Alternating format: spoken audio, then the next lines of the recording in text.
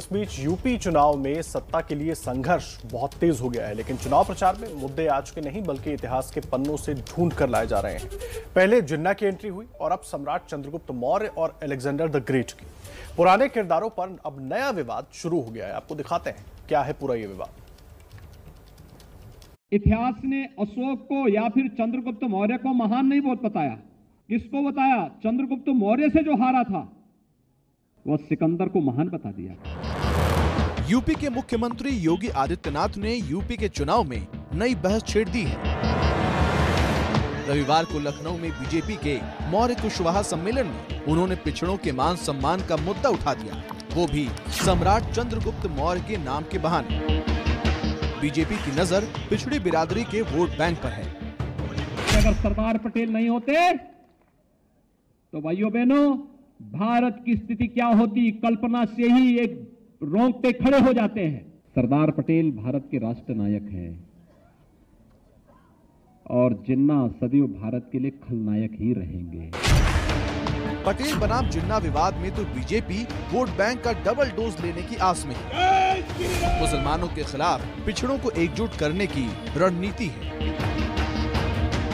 माना जा रहा है कि इस चुनाव में जिस पार्टी को पिछड़ों का साथ मिलेगा, यूपी की सत्ता उसे ही नसीब होगी। यही वजह है कि बीजेपी गैर यादव पिछड़े वोट बैंक को जोड़ने में जी जान लगा रही है। वहीं बीजेपी पर पलटवार भी हो रहे हैं। चुनाव में जिना कहां से आ गए, ये जिन कहां से पैदा हो गया उनको नहीं मालूम। अरे उत्तर प्रदेश के मुसलमानों ने एक फैसला ले लिया है, जिन्ना की हमारे पास ना कभी अहमियत थी ना रहेगी इंशाअल्लाह ताला। यूपी चुनाव में कभी हिंदू मुसलमान हो रहा है तो कभी अगड़े पिछड़े की राजनीति। अपना उल्लू सीधा करने के लिए नेता ऐतिहासिक किरदारों के साथ खेल रहे हैं। एसपी के अखिलेश ने ऐसी ही कोशिश की जब जिन्ना को सरदार पटेल जैसा स्वतंत्रता सेनानी बता दिया था। सरदार पटेल जी, राष्ट्रपिता महात्मा गांधी, जवाहरलाल नेहरू, जिन्ना एक ही संस्था में पढ़ करके बैरिस्टर बनकर के आए थे। एक ही जगह पर पढ़ाई लिखाई की उन्होंने, वो बैरिस्टर बने, उन्होंने आजादी दिलाई। पूरी बीजेपी अखिलेश यादव पर टूट पड़ी। श्री अखिलेश यादव जी को अगर श्री अखिलेश अली जिन्ना कहा जाए तो कोई अंतर नहीं।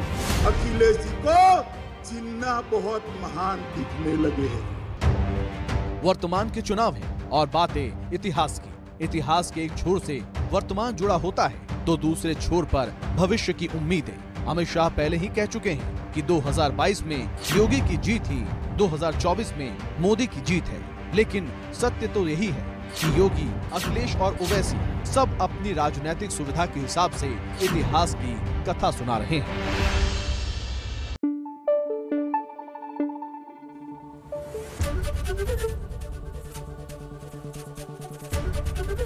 एबीपी न्यूज आपको रखे आगे।